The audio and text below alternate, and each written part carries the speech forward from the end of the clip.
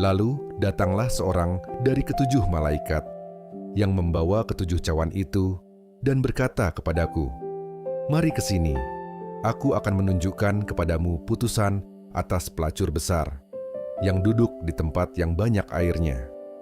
Dengan dia raja-raja di bumi telah berbuat cabul, dan penghuni-penghuni bumi telah mabuk oleh anggur percabulannya. Dalam roh aku dibawanya ke padang gurun, dan aku melihat seorang perempuan duduk di atas seekor binatang yang merah ungu, yang penuh tertulis dengan nama-nama hujat. Binatang itu mempunyai 7 kepala dan 10 tanduk, dan perempuan itu memakai kain ungu dan kain kirmizi yang dihiasi dengan emas, permata, dan mutiara, dan di tangannya ada suatu cawan emas penuh dengan segala kekejian dan kenajisan percabulannya. Dan pada dahinya tertulis suatu nama, suatu rahasia. Babel besar, ibu dari wanita-wanita pelacur dan dari kekejian bumi. Dan aku melihat perempuan itu mabuk oleh darah orang-orang kudus dan darah saksi-saksi Yesus. Dan ketika aku melihatnya, aku sangat heran. Lalu kata malaikat itu kepadaku, "Mengapa engkau heran? Aku akan mengatakan kepadamu rahasia perempuan itu dan rahasia binatang yang memikulnya, binatang yang berkepala 7 dan bertanduk 10 itu. Adapun binatang yang telah kau lihat itu telah ada, namun tidak ada. Ia akan muncul dari jurang maut, dan ia menuju kepada kebinasaan.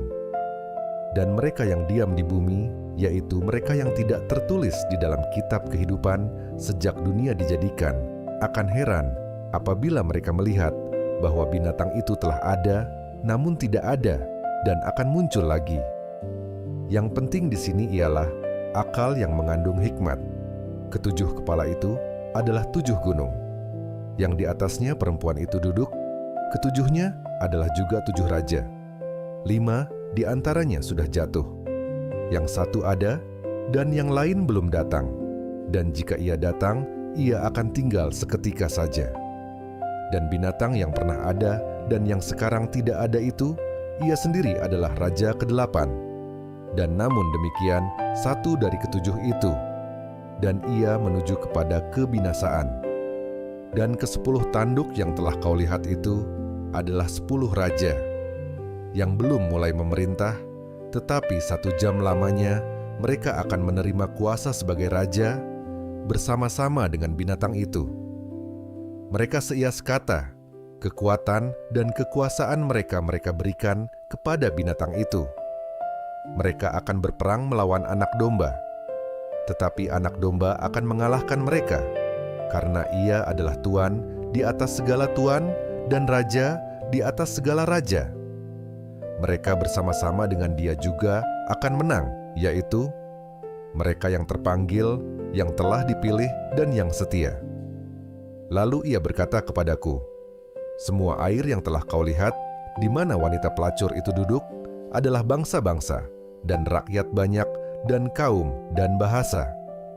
Dan ke-10 tanduk yang telah kau lihat itu, serta binatang itu, akan membenci pelacur itu, dan mereka akan membuat dia menjadi sunyi dan telanjang. Dan mereka akan memakan dagingnya dan membakarnya dengan api. Sebab Allah telah menerangi hati mereka untuk melakukan kehendak-Nya dengan seias kata, dan untuk memberikan pemerintahan mereka kepada binatang itu, sampai segala firman Allah telah digenapi. Dan perempuan yang telah kau lihat itu adalah kota besar yang memerintah atas raja-raja di bumi,